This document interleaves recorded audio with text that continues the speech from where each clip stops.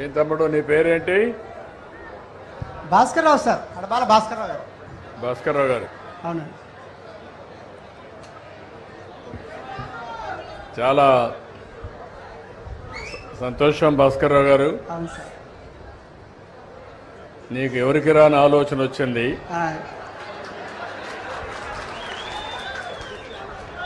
ఓసారి చరిత్ర మర్చిపోతా ఉంటాం. అవునండి. మళ్ళీ గుర్తు చేసుకుంటే చరిత్ర గుర్తొస్తుంది. అవును సార్. ఇదే రోజు 47 సంవత్సరాల కంటే ముందు నేను మొట్టమొదటిసారిగా అసెంబ్లీకి అడుగుపెట్టాను. ఇప్పుడు 41 సంవత్సరాలుగా అసెంబ్లీలో ఉన్నాను. ఈ రాష్ట్రంలో ఎవరికీ దక్కని గౌరవం దక్కింది. ఒక మాటలో చెప్పాలంటే ఇది అసాధారణమైనటువంటి గౌరవం. ఇన్నిసార్లు గెలవడం, సమైక్య ఆంధ్రప్రదేశ్లో ఎవ్వరూ చేయని విధంగా 9 సంవత్సరాల ముఖ్యమంత్రిగా మన నాయకుడు ఎన్టీ రామారావు గారంటే ఒక చరిత్ర సృష్టించిన యుగ పురుషుడు. అలాంటి యుగ పురుషుడి దగ్గర నేర్చుకున్న తర్వాత 9 సంవత్సరాలు అందరికంటే ఎక్కువ సమయం ముఖ్యమంత్రిగా ఉండే అవకాశం మీరు నాకు ఇచ్చారంటే అదే నేను చూపించిన చొరవ, పట్టుదల.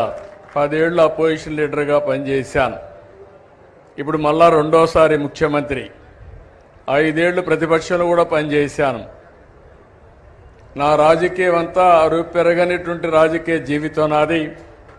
నా ఆలోచన అంతా ఒకటే, నా చివరి రక్తపు బొట్టున్నంత వరకు ఈ పేదవాళ్లకు, రాష్ట్రానికి, తెలుగు జాతికి న్యాయం చేయాలని ఏకైక సంకల్పం. ఈరోజు ఏ ముఖ్యమంత్రి రాడు.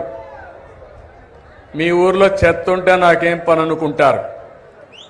ఆ చెత్త వల్ల మీ ఆరోగ్యం ఇబ్బంది అవుతుందనే ఉద్దేశంతోనే మళ్ళీ స్వర్ణాంధ్ర, స్వచ్ఛాంధ్ర దిశగా అడుగులేస్తూ మీలో చైతన్యం తేవడానికి ఇక్కడికి వచ్చాను.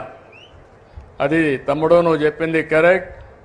నా ఒకటే చూస్తారు మీరు, ఇంతవరకు ఎంత పనులు చేశానో రాబోయే 5-10 సంవత్సరాల్లో దానికంటే ధీటుగా పనిచేసి ఈ రాష్ట్రంలో ఉండే ప్రతి ఒక్కరి భవిష్యత్తు బంగారు భవిష్యత్తు చేసే విధంగా అడుగులేస్తా.